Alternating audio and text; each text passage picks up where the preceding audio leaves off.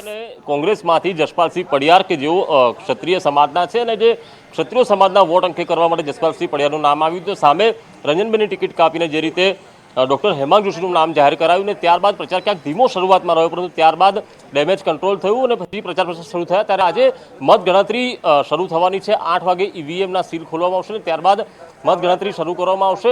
કુલ 98 table મતગણતરી કેન્દ્ર પર રાખવામાં આવ્યા છે અને 19 રાઉન્ડમાં આ મતગણતરી થવાની છે.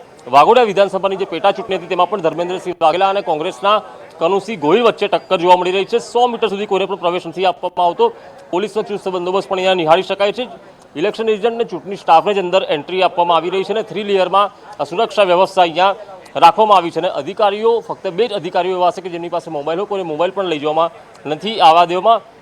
સાથે સમગ્ર વિડીયોગ્રાફી થઈ રહી છે અને 12 કે 1 વાગ્યા સુધીમાં જે પરિણામ છે કે મતદારોએ કોને પોતાના મત આપે તેનું પરિણામ પણ લગભગ આવી જશે તેવું હાલ માની લઈએ. બિલકુલ પ્રીતિ, રાજકોટની સૌથી વિવાદિત બેઠક જે છે તે રહી છે અને પાછળના આપણે દ્રશ્યો બતાવીશ. મતગણતરી કેન્દ્રના કણકોટ ખાતે મતગણતરી જે છે તે કરવામાં આવશે. સવારે 8 વાગ્યાથી ઈવીએમ અને પોસ્ટલ બેલેટ જે છે તે બંનેનું એકસાથે ગણતરી જે છે તે શરૂ કરશે. કણકોટની આ સરકારી ઇજનેર કોલેજ છે કે જ્યાં મતગણતરી કરવામાં આવશે. 98 ટેબલ ઉપર ઈવીએમની મતગણતરી જે છે તે શરૂ કરવામાં આવશે. જ્યારે 7 મતગણતરી હોલમાં 7 નાયબ કલેક્ટર કક્ષાના અધિકારીઓ જે છે તે ફરજ બજાવવાના છે. કુલ 149 રાઉન્ડ જે છે તેમની અંદર મતગણતરી કરવામાં આવનાર છે. 71 રાજ્ય એટલે કે રાજકોટ ગ્રામ્યમાં સૌથી વધુ 28 રાઉન્ડ અને સૌથી ઓછા રાજકોટની દક્ષિણની મતગણતરી જે છે તે કરવામાં આવશે. પોસ્ટલ બેલેટ માટે અલગ અલગ 2 કાઉન્ટિંગ હોલ રાખવામાં આવ્યા છે. કુલ 27 ટેબલ ઉપર પોસ્ટલ બેલેટની મતગણતરી જે છે તે કરવાની છે. 12,60,000 અને 768 મતોની ગણતરી જે છે તે કરવામાં આવશે. અત્યારે આપ જે પ્રકારે દ્રશ્યો જોઈ રહ્યા છો કે લોખંડી પોલીસ બંદોબસ્ત જે છે તે પણ ગોઠવી દેવામાં આવ્યો છે અને તમામ જે ઇલેક્ટ્રિક ઉપકરણો જે છે તેમને બહાર લઈ જવાની, જે બહાર રાખવાની સૂચનાઓ જે છે તે કલેક્ટર દ્વારા આપવામાં આવી છે. કોઈ પણ ઇલેક્ટ્રિક ઉપકરણ અંદર લઈ જવાની મનાઈ ફરવામાં આવી છે. તપાસ કરીને ત્યારબાદ જ અંદર જે છે તે જવા દે છે. ઉલ્લેખનીય છે કે ભાજપ તરફથી પરસોત્તમ રૂપાલા અને કોંગ્રેસ તરફથી પરેશ ધાનાણી બંને જે નેતાઓ જે છે તેમની લડાઈ રાજકોટની અંદર હતી અને ક્ષત્રિય આંદોલન જે છે તેમનો પણ અસર જે છે તે જોવા મળી હતી. હવે થોડાક ક્ષણોની અંદર જે ઈવીએમ ખુલશે ત્યારબાદ જ ખબર પડશે કે કોણ બાજી જે છે તે મારે છે. જો આજે એક ઐતિહાસિક દિવસ છે. દેશમાં ત્રીજી વખત ભારતીય જનતા પાર્ટી અને એનડીએની સરકાર બનવા જઈ રહી છે. માનનીય નરેન્દ્રભાઈ મોદી સાહેબ આજે ત્રીજી વખત દેશના વડાપ્રધાન છે, નિશ્ચિત છે.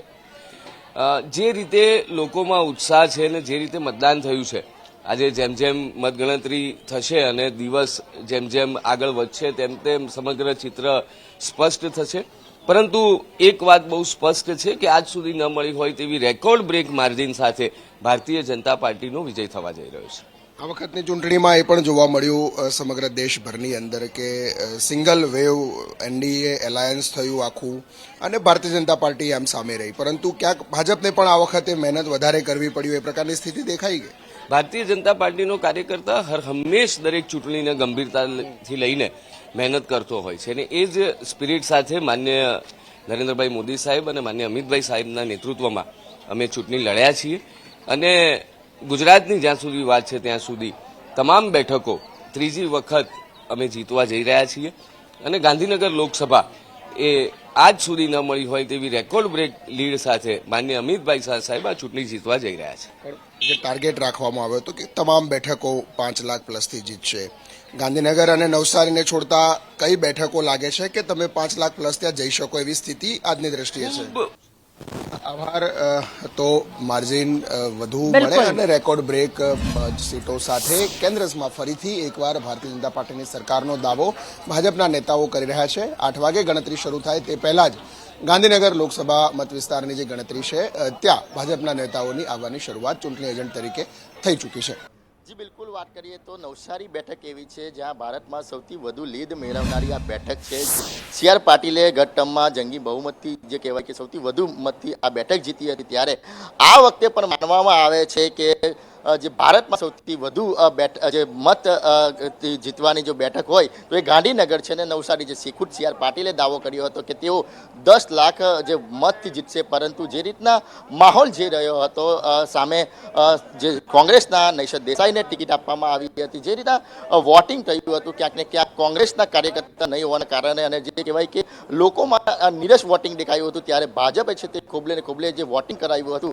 એટલે જે રીતના નવસારી બેઠક છે તે માનવામાં આવે છે કે જે રીતના સૌપ્રથમ વાત કરીએ તો ભારતમાં સૌથી વધુ 6 લાખથી વધુની લીડથી આ બેઠક CR પાટીલે કબજે કરી, ત્યારે ફરી એકવાર દાવો કરવામાં આવી રહ્યો છે કે સૌથી વધુ લીડ મેળવનારી બેઠક છે તે આ હોય છે.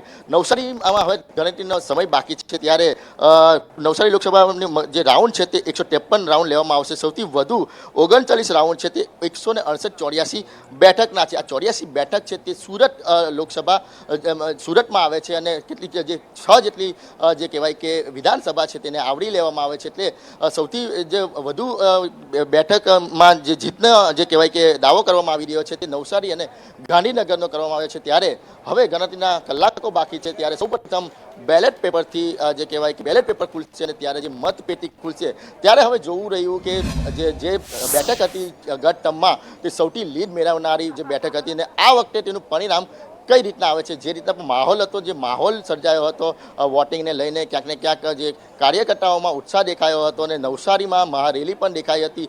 રેલીના દિવસે જે કહેવાય કે નામાંકનના આગલા દિવસે હજારોની સંખ્યામાં જે લોકો જ સ્વયંભૂ જોડાયા હતા. સાથે જ વાત કરીએ તો કોંગ્રેસના જે કહેવાય કે વોટિંગના દિવસે ઘણી આગળથી લોકો દેખાયા હતા. એટલે આ જે બેઠક છે તે સૌથી વધુ મતથી જીતાય તેવો દાવો કરવામાં આવે છે અને હવે ટૂંક સમયમાં જ આ બેઠક પર જે ભવિષ્ય છે તે ખુલશે. જી ચોક્કસથી લોકસભા પંચમહાલની વાત કરીએ તો પંચમહાલ જિલ્લાની ગોધરાની આ છબનપુર કોલેજ છે, જ્યાં મત ગણતરી સેન્ટર છે. અહીંયા ઈવીએમ મૂકવામાં આવેલા છે અને બરાબર 8 વાગે આ ઈવીએમ ખુલશે, સાથે સાથે પોસ્ટલ બેલેટ ખુલશે. અને અત્યારે હાલ તો જે દ્રશ્ય આપને લાઈવ બતાવી રહ્યો છે તેની અંદર જે મતદાન ગણતરી માટેનો જે સ્ટાફ છે એ સ્ટાફ અંદર એન્ટ્રી કરી રહ્યો છે. બરાબર ચુસ્ત બંદોબસ્ત સાથે પોલીસના મિત્રો જે સ્ટાફ છે સ્ટાફની તપાસ કરીને અંદર પ્રવેશ આપી રહ્યા છે. બરાબર 8 વાગે ઈવીએમ ખુલશે, સાથે સાથે પોસ્ટલ બેલેટનો પણ ગણતરી થશે અને 11,30,000 જેટલા જે મતદારોએ મતદાન જે કર્યું છે એ